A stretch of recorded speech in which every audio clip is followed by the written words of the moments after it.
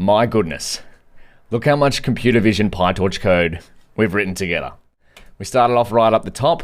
We looked at the reference notebook and the online book.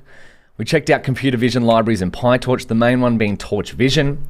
Then we got a data set, namely the Fashion MNIST data set. There are a bunch more data sets that we could have looked at. And in fact, I'd encourage you to try some out in the torchvision.datasets.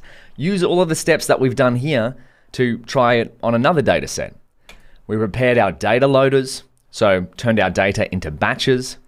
We built a baseline model, which is an important step in machine learning because the baseline model is usually relatively simple and it's going to serve as a baseline that you're going to try and improve upon through, just go back to the keynote, through various experiments. We then made predictions with Model Zero. We evaluated it. We timed our predictions to see if running our models on the GPU was faster, and we learned that sometimes a GPU won't necessarily speed up code if it's a relatively small data set because of the overheads between copying data from CPU to GPU. We tried a model with nonlinearity and we saw that it didn't really improve upon our baseline model. But then we brought in the big guns, a convolutional neural network, replicating the CNN Explainer website, and by gosh, didn't we spend a lot of time here? I'd encourage you, as part of your extra curriculum, to go through this again and again. I still even come back to refer to it too. I've referred to it a lot making the materials for this video section and this code section. So be sure to go back and check out the CNN Explainer website for more of what's going on behind the scenes of your CNNs. But we coded one using pure PyTorch. That is amazing. We compared our model results across different experiments. We found that our convolutional neural network did the best, although it took a little bit longer to train. And we also learned that the training time values will definitely vary depending on the hardware you're using. So that's just something to keep in mind. We made and evaluated random predictions with our best model, which is an important step in visualizing your model's predictions, because you could get evaluation metrics, but until you start to actually visualize what's going on, well, in my case, that's how I best understand what my model is thinking. We saw a confusion matrix using two different libraries, Torchmetrics and MLExtend, a great way to evaluate your classification models. And we saw how to save and load the best performing model to file and made sure that the results of our saved model weren't too different from the model that we trained within the notebook. So now it is time. I'd love for you to practice what you've gone through. This is actually really exciting now because you've gone through an end-to-end computer vision problem.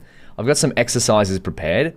If you go to the learnpytorch.io website in section 03, scroll down, you can read through all of this. This is all the materials that we've just covered in pure code. There's a lot of pictures in this notebook too that are helpful to learn things, what's going on. We have some exercises here. So all of the exercises are focused on practicing the code in the sections above. We have two resources. We also have some extra curriculum that I've put together. If you want an in-depth understanding of what's going on behind the scenes in the convolutional neural networks, because we focused a lot on code, I'd highly recommend MIT's Introduction to Deep Computer Vision lecture. You can spend 10 minutes clicking through the different options in the PyTorch Vision library, Torch Vision.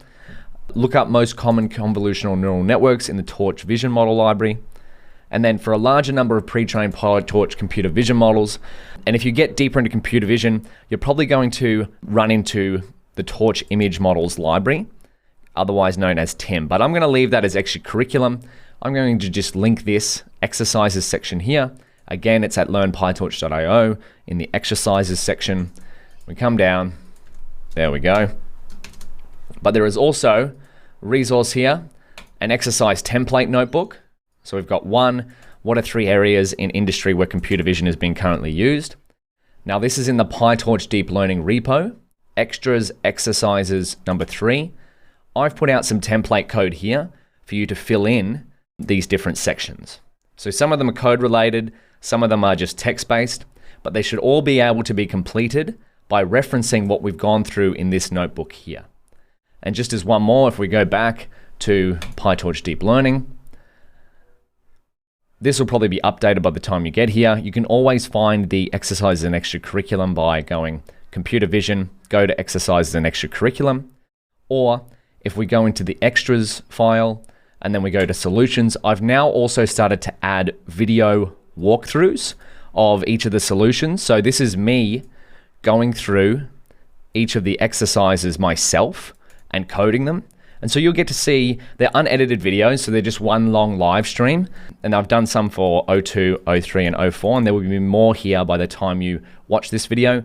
But if you'd like to see how I figure out the solutions to the exercises, you can watch those videos and go through them yourself. But first and foremost, I would highly recommend trying out the exercises on your own first. And then if you get stuck, refer to the notebook here, refer to the PyTorch documentation, and finally, you can check out what I would have coded as a potential solution.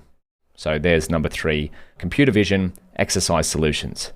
So congratulations on going through the PyTorch computer vision section. I'll see you in the next section. We're going to look at PyTorch custom datasets, but no spoilers. I'll see you soon.